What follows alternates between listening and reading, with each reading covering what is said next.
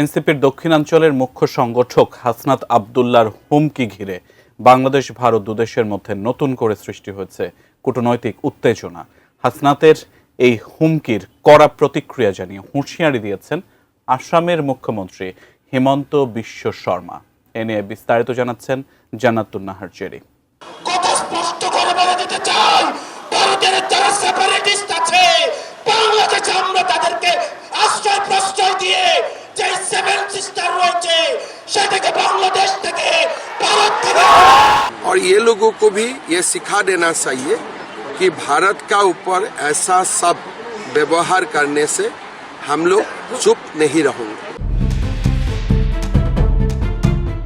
15 December শহীদ মিনারে ইনকিলাব মঞ্চ আয়োজিত ওসমান হাদিকে হত্যা চেষ্টার সর্বদলীয় প্রতিরোধ সমাবেশে হাসনাত আবদুল্লাহ বক্তব্য রাখেন।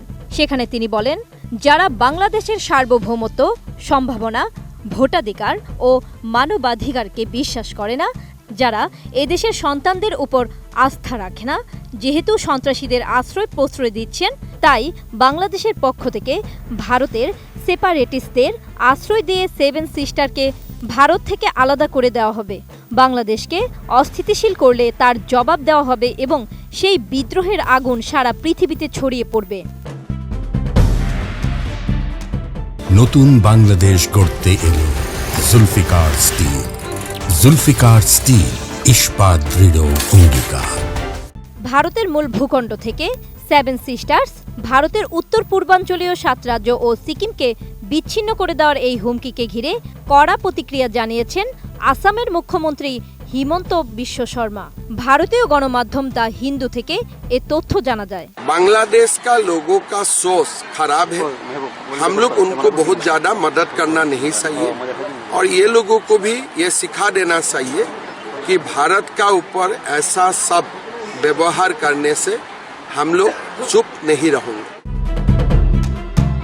16 ডিসেম্বর সাংবাদিকদের সঙ্গে আলাপকালে মুখ্যমন্ত্রী বিশ্ব শর্মা বলেন, ভারত একটি বড় দেশ, একটি পরমাণু শক্তিধর রাষ্ট্র এবং বিশ্বের 4র্থ বৃহত্তম অর্থনীতি। বাংলাদেশ কিভাবে এমন কথা ভাবতে পারে?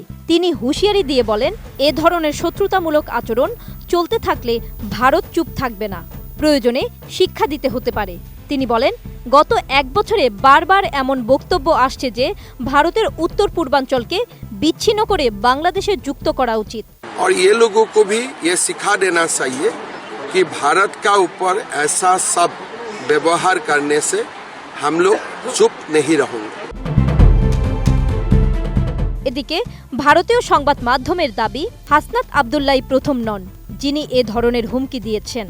চলতি বছরের শুরুতে বাংলাদেশের অন্তর্বর্তী সরকারের প্রধান উপদেষ্টা ডক্টর মোহাম্মদ ইউনুস আর তার প্রাক্তন উপদেষ্টা মাহফুজ আলম এবং এনসিপির আহ্বায়ক নাহিদ ইসলামও ভারতের পূর্বাঞ্চলের 7টি রাজ্য নিয়ে উস্কানিমূলক মন্তব্য করেছিলেন।